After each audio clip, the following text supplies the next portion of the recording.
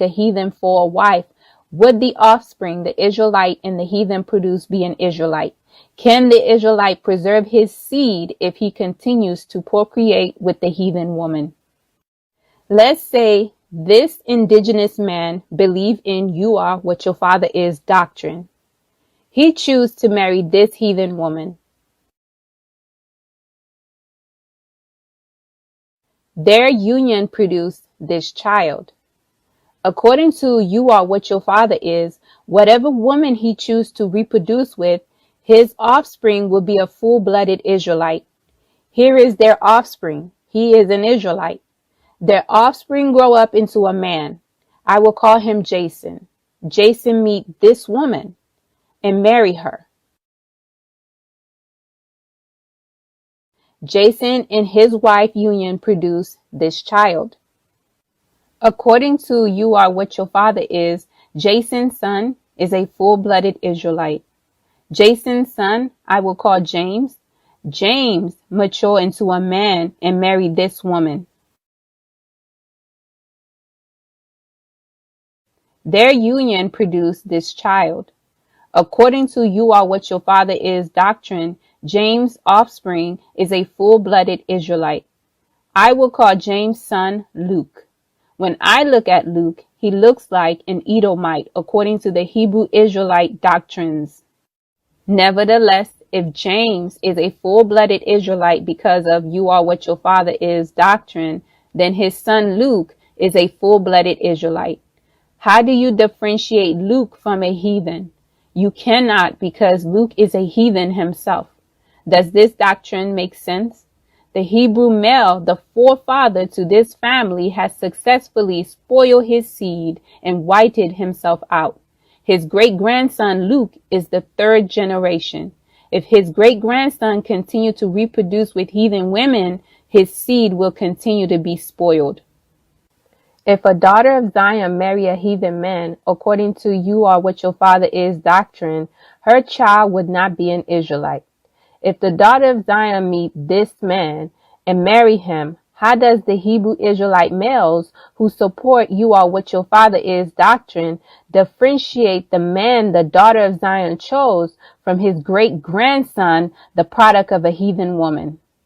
What if the daughter of Zion meet Luke and marry Luke? Their children should be Israelites according to "you are what your father is" doctrine. In the Hebrew Israelite community, that is not the case. Are you starting to see the bias and the red flags? Satan is the author of confusion.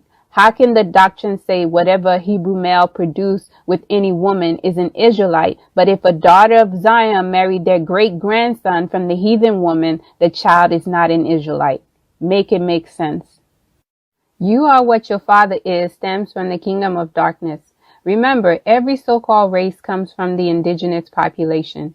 Once the indigenous people continue to procreate with the heathen, the third and fourth generation no longer has indigenous blood in its vein. If you were truly reproducing yourself with the heathen woman, your children would look like you. Why is it when a Hebrew male and female procreate, their offspring is their exact duplicate? The scripture said it takes two of the same kind to duplicate itself. And God said, "Let the earth bring forth the living creature after his kind, cattle and creeping thing, and beast of the earth after his kind." And it was so. And God made the beast of the earth after his kind, and cattle after their kind, and everything that creepeth upon the earth after his kind. And God saw that it was good. Israelites, there is only one race, the indigenous people the Most High created. When you reverse the scenario, it would take 3 to 4 generations for the spoiled seed to become indigenous. If Luke marry a daughter of Zion and produce this child, you will begin to see the reverse effect taking place. When their offspring mature into a woman, I will call her Kim. When Kim marry an indigenous man, their offspring starts to return to its roots. When Kim's child mature into a woman and marry an indigenous man, by the third and fourth generation, the offspring becomes indigenous. If the daughter of Zion bloodline continue to procreate with an Israelite man or woman, the spoiled seed return to its roots. the bloodline returned to being indigenous again. By the third and fourth generation of that daughter of Zion bloodline is a full-blooded Israelite. A daughter of Zion and a Hebrew male coming together makes a full-blooded Israelite. You cannot produce a son or daughter of Zion by a heathen. You are what your father is doctrine is a false doctrine, a doctrine of devils coming from the kingdom of darkness. The Israelites are the only group of people who believe procreating with their enemy is wise. Every other nation know the importance of sticking together. Israelites do not understand this concept. The ox knoweth his owner, and the ass his master's crib. But Israel doth not know, my people doth not consider.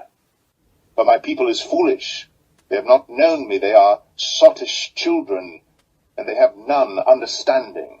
They are wise to do evil, but to do good they have no knowledge.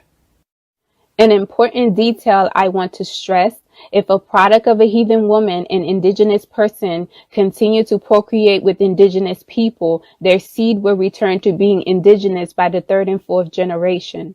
I want to remind you that there are indigenous heathens. Two black people coming together and reproducing together does not necessarily mean their offsprings are Israelites. Depending on their bloodline will determine the child's identity. The original people are dark. The Hamite bloodline resemble our people. The heathen woman child with an Israelite must procreate with an Israelite for their bloodline to return to being an Israelite by the third and fourth generation. The Most High do not want a bastard to enter into his congregation even to the 10th generation. I do not understand Israelites who say they are returning to serving the Most High in the spirit and in the truth, dismiss the Most High's displeasure of spoiling their seed. To fear the Most High is the beginning of knowledge. Not too many Israelites fear the Most High because they lack knowledge. Many Israelites seem to think the Most High is playing about keeping the Israelite bloodline pure. Do not allow the doctrines of devils adopted by Satan's disciples cause you to miss the kingdom.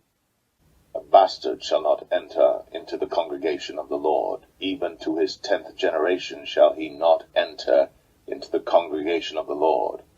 You become what your father is when two of the same kind, meaning an Israelite man and an Israelite woman from two different tribes, have children. For example, if an Israelite man from the tribe of Dan marry an Israelite woman from the tribe of Judah, their children will identify with their father's tribe. In this example, the children would identify with the tribe of Dan. Their children would not be both Dan and Judah. The Most High did not want his people to marry outside of their tribe. We know the Israelites have a history of rebelling against the Most High. Hear, O heavens, and give ear, O earth. For the Lord hath spoken, I have nourished and brought up children, and they have rebelled against me.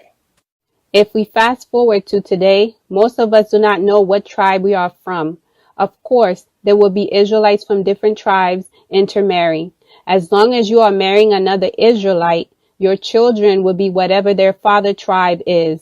Do not let Satan confuse you. Again, a child made with a heathen is not an Israelite.